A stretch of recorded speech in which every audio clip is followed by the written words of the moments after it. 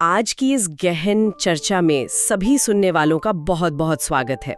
आज का हमारा मिशन काफी दिलचस्प और सच कहूं तो थोड़ा रहस्यमयी भी है। रहस्यमय इसलिए क्योंकि आज हम दुनिया के सबसे महान वेल्थ क्रिएशन मैनुअल पर बात करने वाले हैं। बिल्कुल, हमारे आज के जो स्रोत है ना, उनमें इस 100 साल पुरानी किताब की समरी है, एक वर्कबुक है और कुछ काफी तीखे आलोचनात्मक लेख भी शामिल है। और हमारा नियम ये है कि हम पूरी चर्चा में इस किताब या इसके लेखक का नाम बिल्कुल नहीं लेंगे। हाँ, ताकि हमारा पूरा ध्यान सिर्फ और सिर्फ इसके विचारों पर रहे। तो शुरुआत करने से पहले एक हुक या कह लें एक बुनियादी सवाल है जो हम सबको परेशान करता है। वो सवाल क्या है? आखिर ऐसा क्यों होता है कि कुछ लोग बिल्कुल शून्य से उठकर असीम सफलता हासिल कर लेते हैं, जबकि बाकी लोग सारी सुविधाओं और अच्छी शिक्षा के बावजूद बुरी तरह असफल हो जाते हैं? पर सदियों से बहस होती रही है और श्रोताओं को शुरुआत में ही यह समझना होगा कि हमारी आज की ये चर्चा सिर्फ बैंक बैलेंस या प्रॉपर्टी इकट्ठा करने के बारे में बिल्कुल नहीं है। तो फिर ये किस बारे में है? स्रोतों का गहराई से अध्ययन करने पर यह साफ हो जाता है कि ये पूरी फिलॉसफी इंसानी दिमाग की असीम ताकत को समझने के बारे में है। ये इस बारे में है कि कैसे हमारे विचार कोई हवाई बातें नहीं है। मतलब विचार ही वो ऊर्जाएं हैं जो सब कुछ तय करते हैं। बिल्कुल, वो एक ऐसी अदृश्य ऊर्जा है जो हमारी भौतिक वास्तविकता को पूरी तरह से आकार देते हैं। चलिए इसको थोड़ा विस्तार से समझते हैं। इस रहस्यमयी किताब का जो सबसे मुख्य आधार है वो एक बहुत ही स्पष्ट वाक्य है, विचार ही वस्तुएं हैं, थॉट्स आर थिंग्स। और स्रोतों के अनुसार जब इन विचारों को एक निश्चित उद्देश्य और कभी न टूटने वाली दृढ़ता के साथ मिला दिया जाता है तो वे हकीकत बन जाते हैं। और यहीं से आता है हमारा पहला सिद्धांत, जो है इच्छा यानी डिजायर। यहाँ एडविन सी बार्न्स की एक कहानी दी गई है जो इस बात को बहुत अच्छे से साबित करती है। वो थॉमस एडिसन वाली कहानी ना? हाँ बिल्कुल। बार्न्स के पास पैसे बिल्कुल नहीं थे, लेकिन उसके मन में उस समय के सबसे महान आविष्कारक थॉमस एडिसन का बिजनेस पार्टनर बनने की एक जिद थी। ध्यान देने वाली बात यह है कि वो कर्मचारी नहीं बल्कि पार्टनर बनना चाहता था। सही कहा। वो एक मालगाड़ी में बैठकर एडिसन के पास पहुंचा। उसने सबसे छोटे पद से काम शुरू किया और सालों तक मामूली काम करता रहा। और उसकी वो बर्निंग डिजायर कभी कम नहीं हुई। बिल्कुल नहीं। जब एडिसन ने एक नई डिक्टेटिंग मशीन बनाई जिसे बाकी सेल्समैन बेचना नहीं चाहते थे, तब बार्न्स ने मौका देखा और उसने उसे इतने शानदार तरीके से बेचा कि वो सच में एडिसन का पार्टनर बन गया। ये कहानी सच में रोंगटे खड़े कर देती है। क्योंकि बार्न्स की ये कहानी सिर्फ एक मोटिवेशनल किस्सा नहीं है, ये हमें सिखाती है कि ये सिद्धांत जिस इच्छा की बात कर रहा है वो कोई सामान्य सी कामना नहीं है। तो फिर वो क्या है? ये एक मानसिक अवस्था है जब इंसान अपने पीछे के सारे सुरक्षित रास्ते बंद कर देता है और केवल एक ही लक्ष्य पर अपना पूरा ध्यान केंद्रित करता है, तब वो इच्छा बर्निंग डिजायर बनती है। मतलब कोई बैकअप प्लान? एकदम सही। स्रोतों में इस इच्छा को हकीकत में बदलने के 6 बहुत ही व्यवहारिक कदम बताए गए हैं, जैसे कि केवल ये सोचना काफी नहीं है कि मुझे बहुत सारा पैसा चाहिए। आपको एक बिल्कुल सटीक रकम तय करनी होगी। हाँ, फिर ये तय करना होगा कि आप उस लक्ष्य के बदले में अपना क्या समय या मेहनत देंगे। एक निश्चित समय सीमा निर्धारित करनी होगी, एक स्पष्ट योजना बनानी होगी और इन सब को एक कागज पर लिखना होगा और फिर उस लिखे हुए कथन को दिन में 2 बार पूरे विश्वास के साथ पढ़ना होगा। मनोवैज्ञानिक रूप से हमारे दिमाग को उस लक्ष्य के प्रति पूरी तरह से अलाइन कर देता है। बिल्कुल सही कहा आपने। लेकिन मुझे यहाँ थोड़ी शंका होती है। कैसी शंका? क्या सिर्फ किसी चीज की बहुत तीव्र इच्छा होना और उसे दिन में 2 बार पढ़ लेना सफलता की गारंटी हो सकता है? इच्छा तो बहुत लोगों में होती है, लेकिन सफलता चंद लोगों को ही मिलती है। आपका ये संदेह बिल्कुल जायज है और यहीं पर दूसरा सिद्धांत आता है, विश्वास या फेथ मतलब खुद पर भरोसा। स्रोतों के अनुसार बिना विश्वास के कोई भी विचार किसी काम का नहीं है। सफलता के लिए अपने लक्ष्य पर अटूट विश्वास होना सबसे जरूरी है, क्योंकि एक बंद या शंकालु दिमाग कभी भी विश्वास पैदा नहीं कर सकता। एकदम सही। जब तक इंसान को खुद पर और अपने लक्ष्य के पूरा होने पर 100% यकीन नहीं है, तब तक कोई भी इच्छा हकीकत का रूप नहीं ले सकती। ये विश्वास वो रसायन है जो हमारे सामान्य विचारों को एक रचनात्मक ऊर्जा में बदल देता है। हाँ, और इसी विश्वास को जगाने का काम तीसरा सिद्धांत करता है, जिसे ऑटो सजेशन कहा गया है। स्रोतों में बताया गया है कि ये वो तरीका है जिससे हम अपने अवचेतन मन यानी सबकॉन्शियस माइंड को बार बार निर्देश देकर प्रशिक्षित कर सकते हैं।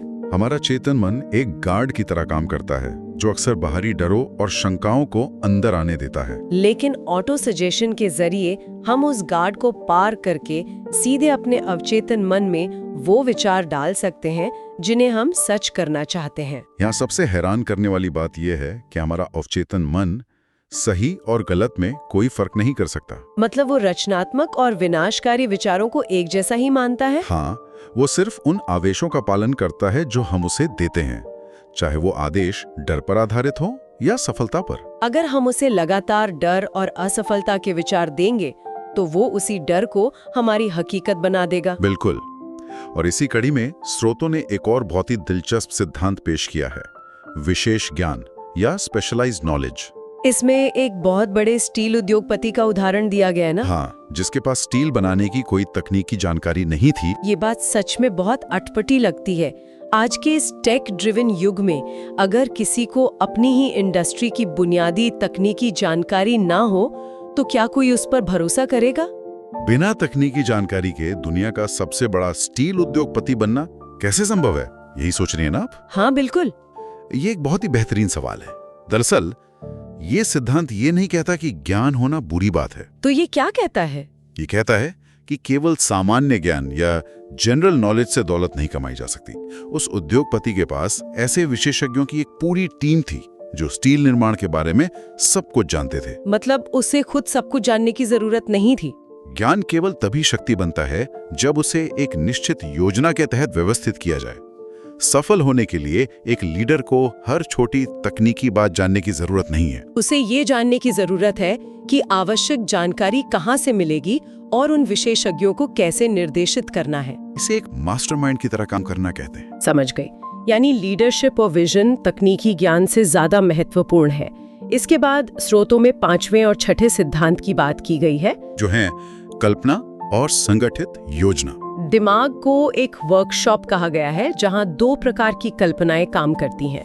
पहली है सिंथेटिक इमेजिनेशन, जहां हम अपनी पुरानी जानकारियों और अनुभवों को एक नए तरीके से जोड़कर कुछ बनाते हैं। और दूसरी है क्रिएटिव इमेजिनेशन, जहां इंसान का दिमाग सीधे असीम बुद्धिमत्ता से जुड़ता है और बिल्कुल नए आइडियाज जन्म लेते हैं। और इन आइडियाज को धरातल पर उतारने के लिए एक ठोस योजना की जरूरत होती है। यहाँ बात सच में बहुत दिलचस्प हो जाती है, क्योंकि 7वां सिद्धांत निर्णय के बारे में है, डिसीजन। स्रोतों में असफलता के 30 प्रमुख कारणों की एक बहुत लंबी सूची दी गई है। और ये जानकर हैरानी होती है कि निर्णय न ले पाना या टालमटोल करना उस सूची में सबसे ऊपर है। सफल लोग बहुत जल्दी निर्णय लेते हैं और अगर उन्हें अपना निर्णय बदलना हो तो उसे बहुत धीरे धीरे बदलते हैं। जबकि असफल लोग निर्णय लेने में बहुत देरी करते हैं और दूसरों की बातों में आकर बार बार अपने फैसले बदल देते हैं। बिल्कुल।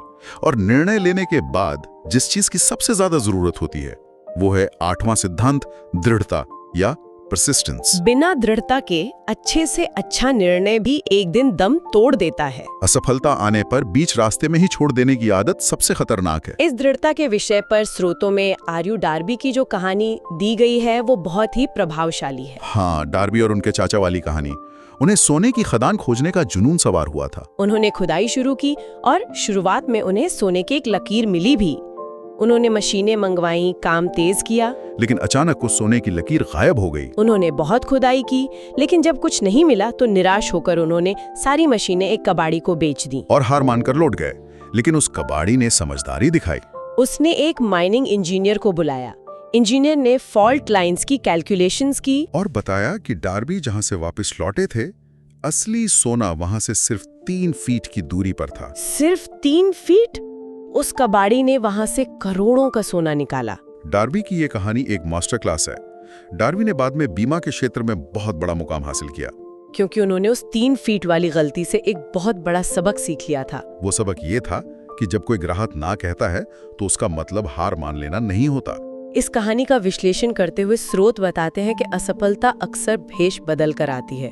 वो इंसान की परीक्षा लेती है। हर अस्थायी हार में एक बहुत बड़े लाभ का बीज छुपा होता है। लेकिन जो लोग उस 3 फीट के फासले पर हार मान लेते हैं, वे उस बीज को कभी फलते हुए नहीं देख पाते। ये वाकई एक ऐसा नजरिया है जो हार को देखने का तरीका बदल देता है। अब आते हैं उस मास्टरमाइंड वाले कॉन्सेप्ट पर जिसका आपने पहले जिक्र किया था। 9वां सिद्धांत मास्टरमाइंड की शक्ति के बारे में ही है। जी, ये दौलत और सफलता इकट्ठा करने का एक बेहद शक्तिशाली तरीका है। जब दो या दो से अधिक दिमाग पूर्ण सद्भाव और एक ही लक्ष्य के साथ मिलकर काम करते हैं। तो गणित के हिसाब से 1 और 1 2 नहीं होता, बल्कि एक तीसरा अदृश्य दिमाग बन जाता है। ये अदृश्य शक्ति अकेले इंसान की ऊर्जा से कई ज्यादा विशाल होती है। जैसे कई बैटरियां मिलकर एक बहुत बड़ा ऊर्जा का स्रोत बन सकती हैं, वैसे ही कई दिमाग मिलकर किसी भी बड़ी समस्या का समाधान निकाल सकते हैं। और एक ऐसा विजन तैयार कर सकते हैं जो अकेले इंसान के लिए लगभग असंभव है। बिल्कुल। इसके बाद आता है 10वां सिद्धांत, जो पूरे मैनुअल का सबसे लंबा और शायद सबसे अनोखा अध्याय है, सेक्स ट्रांसम्यूटेशन। आमतौर पर समाज में इस विषय पर बात करने से बचा जाता है, लेकिन इस किताब में इसे सफलता के एक प्रमुख रहस्य के रूप में बहुत ही गहराई और परिपक्वता के साथ समझाया गया है। इसमें यह स्पष्ट किया गया है कि जो लोग इस ऊर्जा का सही उपयोग नहीं कर पाते, वे अक्सर बहुत नीचे गिर जाते हैं। लेकिन अगर इसे सही दिशा मिल जाए तो ये चमत्कार कर सकती है। अगर हम इसको बड़े नजरिए से देखें तो ये अध्याय केवल शारीरिक इच्छा के बारे में नहीं है। तो फिर ये किस बारे में है? ये ऊर्जा के रूपांतरण के बारे में है। ये शारीरिक ऊर्जा को रचनात्मक और मानसिक आउटपुट में बदलने की कला है। यौन ऊर्जा इंसान की सबसे शक्तिशाली प्राकृतिक ऊर्जाओं में से एक है। ये इंसान को एक्शन लेने के लिए एक जबरदस्त ड्राइव दे सकती है। इतिहास के जितने भी महान लीडर्स या आर्टिस्ट हुए हैं, उन्होंने इस ऊर्जा को केवल शारीरिक स्तर तक सीमित नहीं रखा। साथ ही स्रोतों में 25,000 लोगों के जीवन के विश्लेषण के आधार पर यह भी बताया गया है कि अक्सर 40 से 50 साल की उम्र के बाद ही लोगों को सबसे बड़ी सफलता क्यों मिलती है। ये बहुत ही लॉजिकल है। अक्सर लोग अपनी युवावस्था में इस ऊर्जा को व्यर्थ कर देते हैं। लेकिन 40 साल की उम्र के आसपास इंसान प्राकृतिक रूप से अपनी भावनाओं और इस ऊर्जा के बीच एक संतुलन बनाना सीख जाता है। वे इस ऊर्जा को अपने काम, अपनी कला या अपने बिजनेस की तरफ मोड़ना सीख जाते हैं। इसलिए इस उम्र के बाद उनकी सफलता का ग्राफ अचानक तेजी से ऊपर जाने लगता है। ये सच में इंसान के व्यवहार को समझने का एक बहुत ही अलग नजरिया है।